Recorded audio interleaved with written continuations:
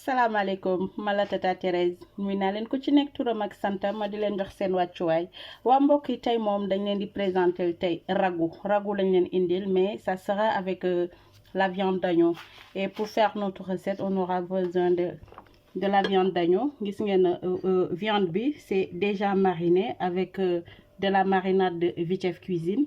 J'aurai besoin aussi des pommes de terre, ça c'est des carottes, du thym, des oignons dama ko découper ba pare dinaa ci soxla aussi ça c'est du poireau, de l'oignon vert, du persil, des feuilles de laurier et du piment vert. J'aurai besoin un peu de paprika et du sel, de la tomate fraîche, ça c'est de l'ail haché et du nokkos dinaa soxla mooy nokkos by Vitef Cuisine dinaa ko ci def et sans plus tarder on va commencer.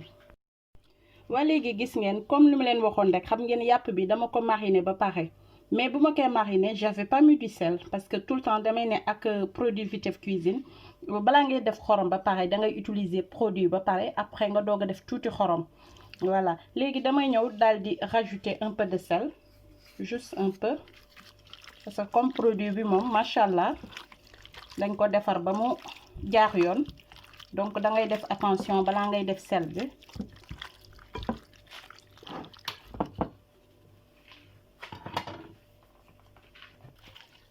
waa léegi gis ngeen fii j'ai ma marmite, j'ai mis juste un peu d'huile. Maintenant je vais rajouter la viande. Je vais juste rajouter un peu d'ail.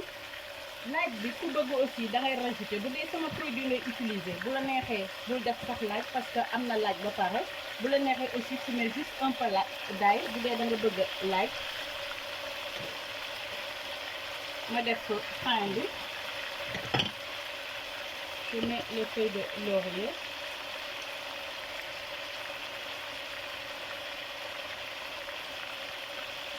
ma def poireau bi, je mets aussi de l'oignon vert, je mets du persil et du piment vert.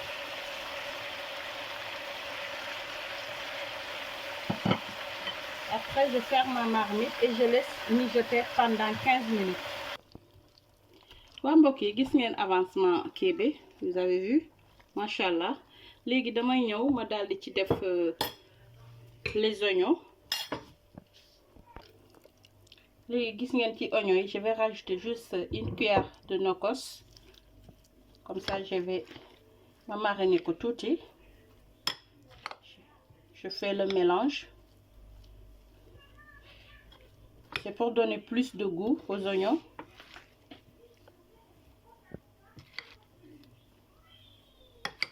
Juste une cuillère, ça me suffit. Là, je mets les tomates fraîches.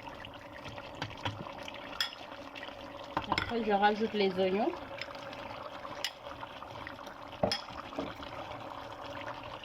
Je mets du paprika. Après, vous cuisez délicatement.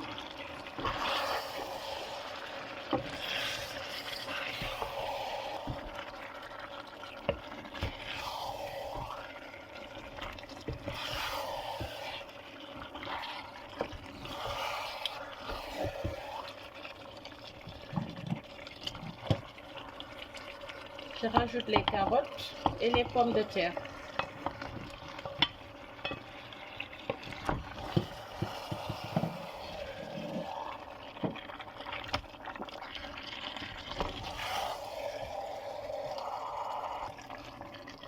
Après, je vais rajouter de l'eau.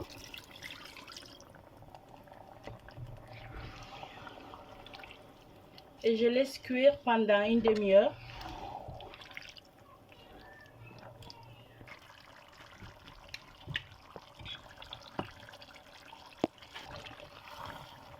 Waa mbokk yi gis ngeen macha allah gis ngeen sunu ragoût bi macha allah.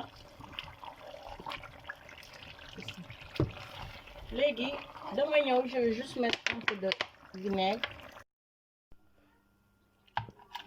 waaw gis ngeen ñu ngi ñëw yàq sunu ragu bi.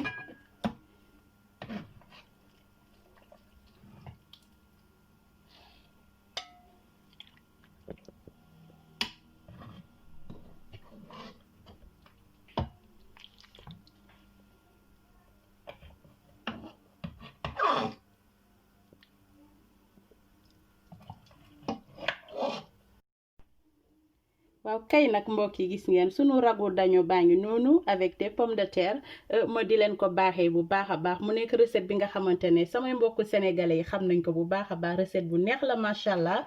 waaw ba tax ni tey moom sama recette du jour bi tey dama ko fas yéeneel may sama yaay fële ca Saint-Nazaire ñoom tata Caro tata Pauline ak tata Cécile di ko may tamit sama yaay ju ndaw ji nekk foofu mi tata Viviane may naa la tey ci recette du jour bi. waaw ma ñëwaat ba fii Paris di ko may sama grande sœur fële ca Massy Marie-Jeanne may naa la ko Marie-Jeanne Mendy may naa la tey recette bi di ko may aussi ma petite sœur Dama moom ak borom këram may naa leen ko di ko may mon frère Nono ak Deka di ko may Kambegre aussi ak Alexandre mon petit frère surtout ma di leen jox dig daje fii ak beneen yoon ak beneen recette fii ci Vitef Cuisine te bu leen fàtte nag di abonner di partager di liker on se donne rendez-vous à la prochaine. Merci.